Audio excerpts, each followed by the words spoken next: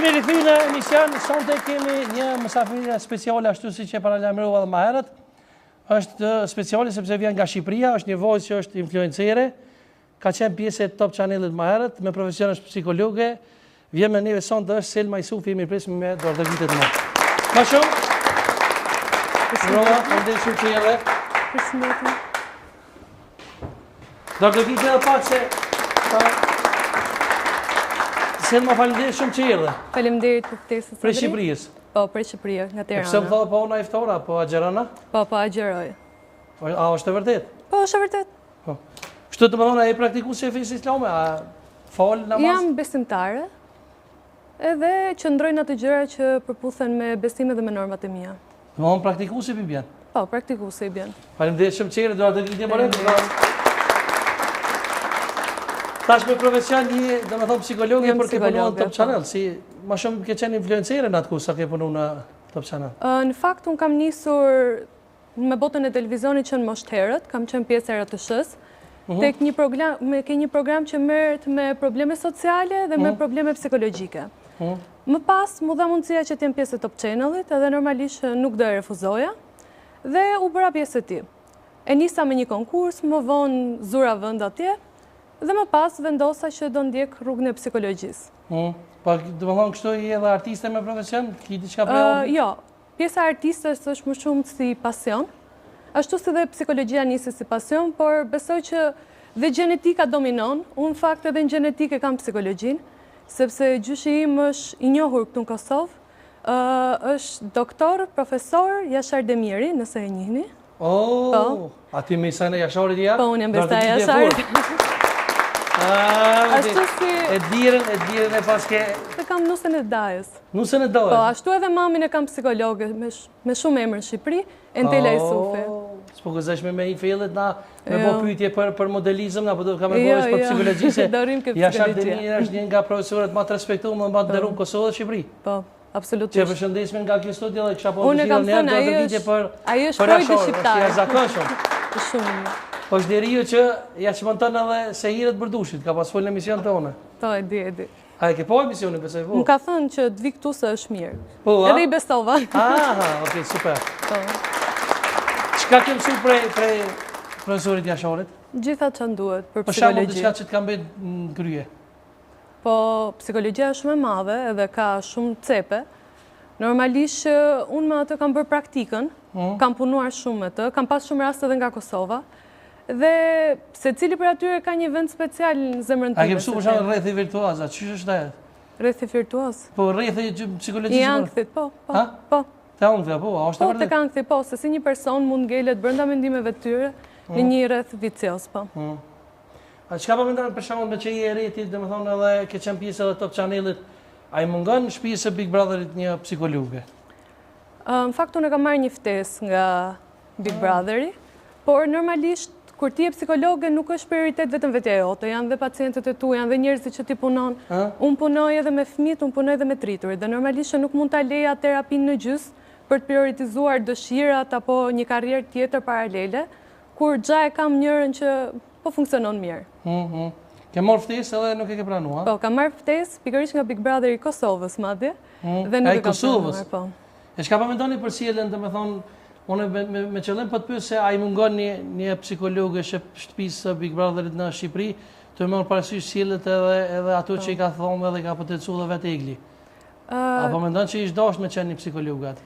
Besoj që aty është një psikologe aktualisht e cila ndodhet në tomën e rrëfimit, po unë mendoj që duhet edhe një që t'i udhëzoj aty brenda.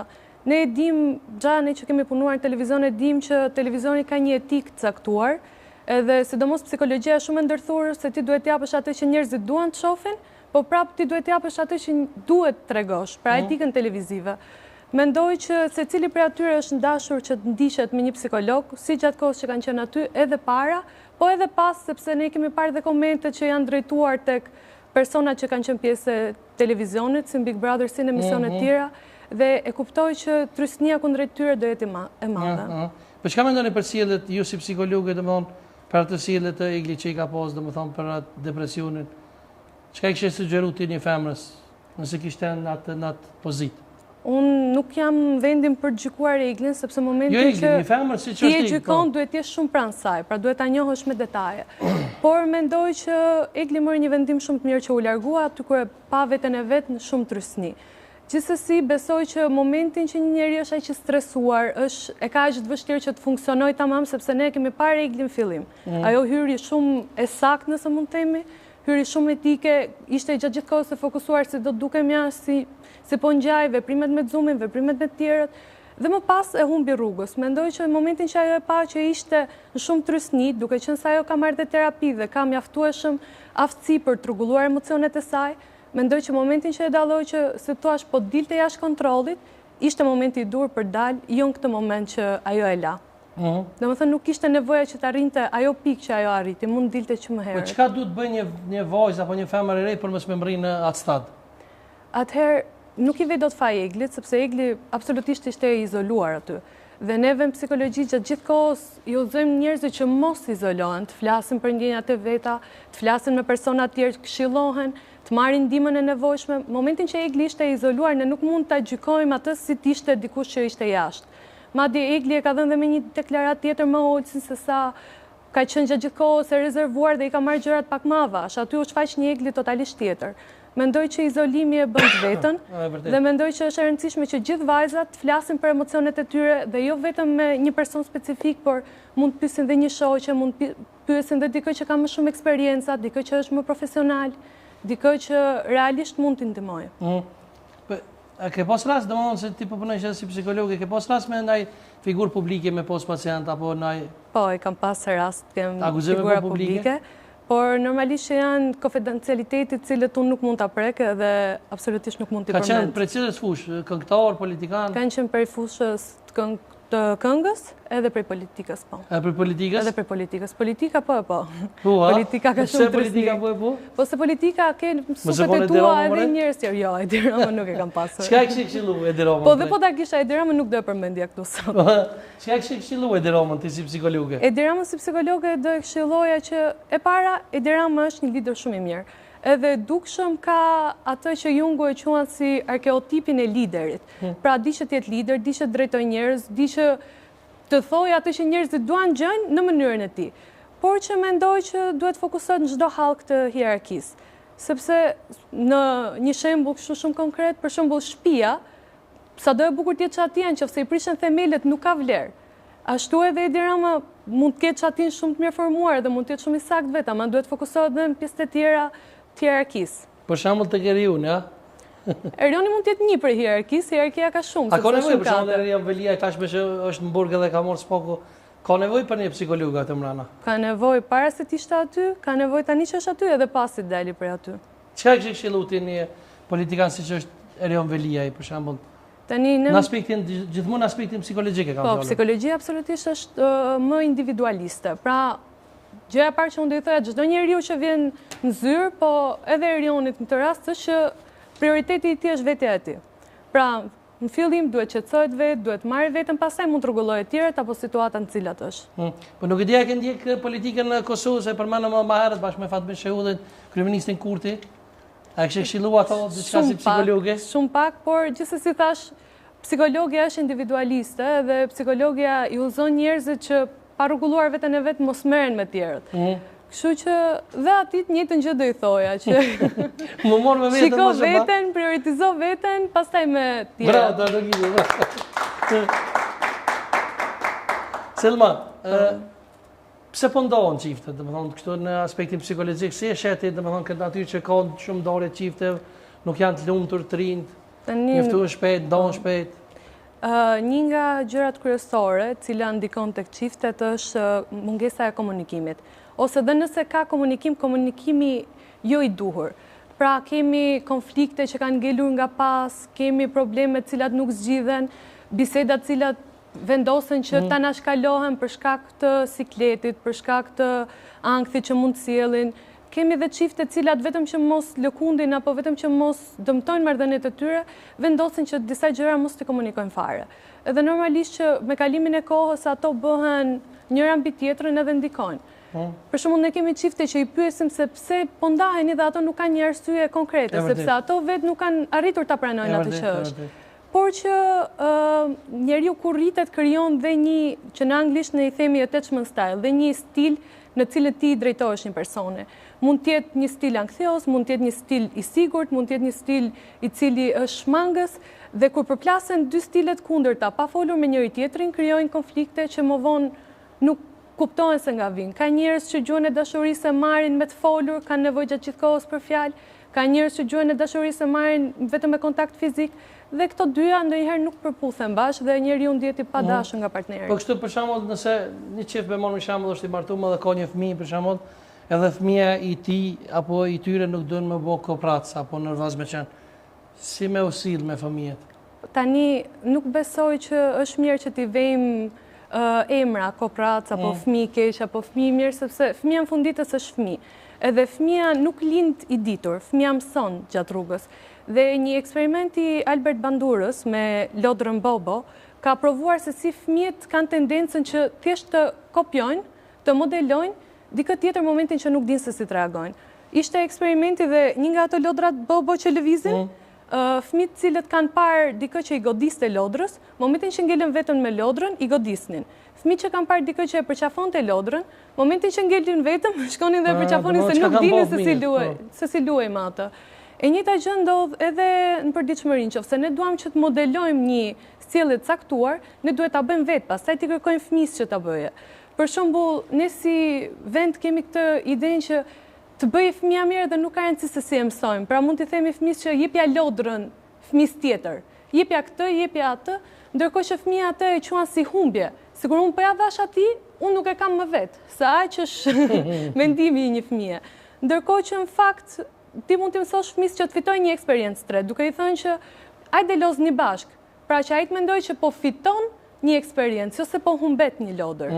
Pastaj është e thënë edhe nga Piaget se empatia, që është kjo që fëmijët kuptojnë tjerët, fillon me të vërtet nga mosha 2 deri në 7 vjet. Ama ajo zhvillohet nga 7 deri në 11. Pra ne nuk është se kemi fëmijë të këqij apo fëmijë kooperac. Ne thjesht kemi fëmijë cilët nuk kanë zhvilluar akoma disa aftësi sociale që zhvillohen vetëm duke ndetur me fëmijë tjerë. Unë kam punuar dhe në kopshin Cicërimët edhe e kam vënë re se si fëmijët, momentin që hynë në kopsh, janë shumë ndryshe nga ato që kanë vite apo edhe qoftë muaj që rrinë aty, sepse dinë socializohen dhe dinë se si të luajnë me fëmijët e tjerë. Shumë mirë. Shumë. Po për Sehire, se kena vetë edhe profesorja Shardemir? Sehire, Magjit? Po Magjit. A ekzistojnë edhe a një shkenca psikologjisë? Shkenca psikologjisë beson më shumë tek energjit. Beson që çfarë besosh ti, do e tërheqësh, do e bësh, por jo në mënyrën magjike. Ju si psikologe, çka mendoni se Selma? Unë si psikologe mendoj që manifestimet ekzistojnë, po jo në mënyrë magjike, në mënyrë psikologjike. Pra është në anglisht quhet self-fulfilling theory, që domethënë teoria e gjës që ti arrin ta plotësosh. Pra, nëse unë sot do vija në emision me idenë se ju më keni shumë inat, unë do reagoja sikur ti më ke shumë inat dhe emisioni nuk do ishte i bukur. Është vërtet. Ti do më kishe inat në fund. Kështu vinë do mos avertë nga. Nëse unë vi me idenë se ti më ke qef, me zonë më ke pritur, normalisht që do reagoja ndryshe, emisioni do dilte i bukur, me vërtet do më kishe qef, me zërë do më kishe pritur një herë tjetër. Shumë vërtet, shumë vërtet. Kështu që ke kjo besoj unë, jo tek magjia. E thua marrë që e pikturën e kështu vizatone. Po, unë pikturoj, vizatoj, qenë më shtre. Me pikturu sonte diçka? Në fakt e kam sjell unë një tablo, se nuk më duk një flet për të sjell këtu. A kjo ka diçka publik, a? Nëse regjia mund të më ndihmohet, ma kaloj pak.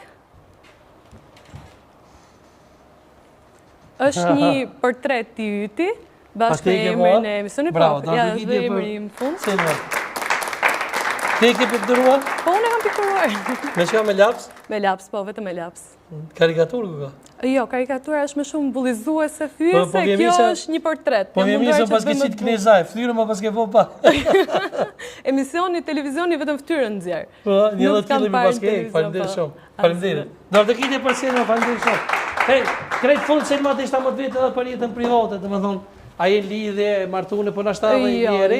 Jo, unë jam fokusuar në karrierën time, jam fokusuar që të plotësoj veten time, dhe kur të arri atë stadin më të lartë vetë plotësimit, atëherë do filloj të mendoj për gjërat e tjera. Po kështu me reklama me kështu apo merre si influencerat, ka të njerëz që shkruajnë në Instagram se kishe followesa shumë? Absolutisht ka, por unë kam një dyqan timin, një biznes timin, dhe kam vendosur që imazhin tim t'ja t'ja jap vetëm atij biznesi. Ki dyqan të veshje? Unë kam një dyqan veshjesh edhe dua që imazhim Qysh mbetet i se imi pak prandaj. Ke orë për Shqipërisë na ke bon derë. Atëherë është Ego Albania. Ego Albania. Po.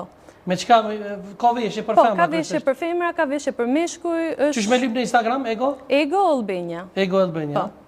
Aty e ki me përzi online, Unë në bazë të një bashkëpunimi që unë kam pas bërë me një kompani shumë të famshme angleze, Ego, atëherë vendosa që pas disa bashkëpunimesh ta sillja edhe në Shqipëri edhe tani është në Tiranë. Pjesë e Top mund ta hapim Channel në Kosovë. Pjesë e Top Channel nuk i mo. Pjesë e Top Channel është shtëpia ime, kanë thënë ato, Top Channel është shtëpi. Kështu që sa herë që të më therasin, unë jam aty, edhe do mundojmë që gjithmonë mos t'i pres kontaktet me atë.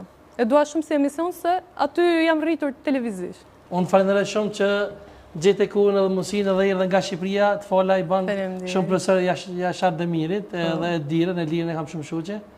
Edhe për fund e këshmi ndjek edhe një balot për Altin Azirit, e të falenderoj shumë. Falenderoj do ardhë ditë për të sigurisht. Falenderoj shumë ju. Falenderoj.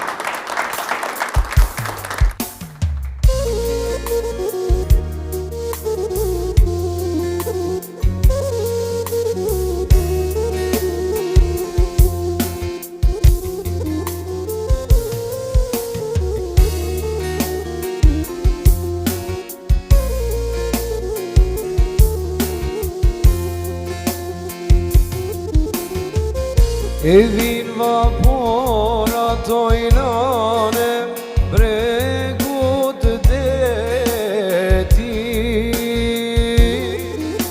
O dile shifni moj nana zgjerde breti. E po dile shifni moj nana zgjerde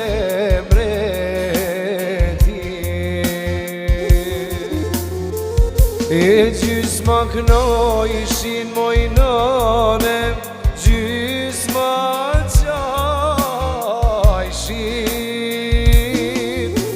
E po nga një letër moj nanvi, lajte qajshin. E po nga një letër moj nanvi, lajte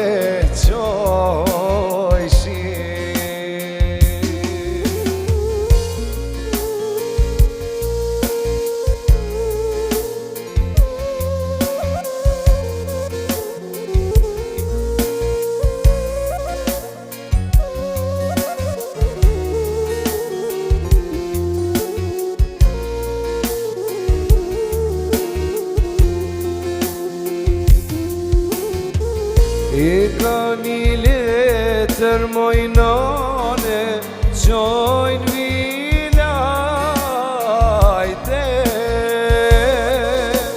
E po qështë 7 vjeto moj nana, presin grate. E po qështë 7 vjeto moj nana, presin grate. E mos na priqin moj nane për 7 vjete. E po leti marrin moj nane burat pleqe. E po leti marrin moj nane burat pleqe.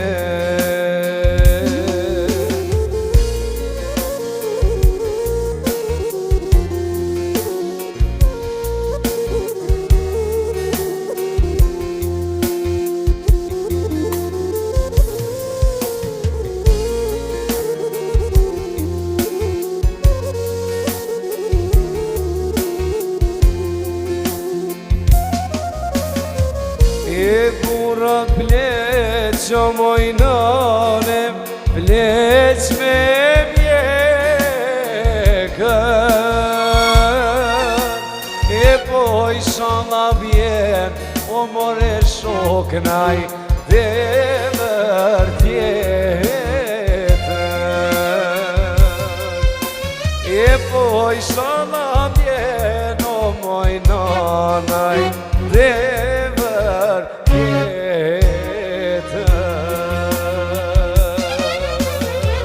Ju falenderit shumë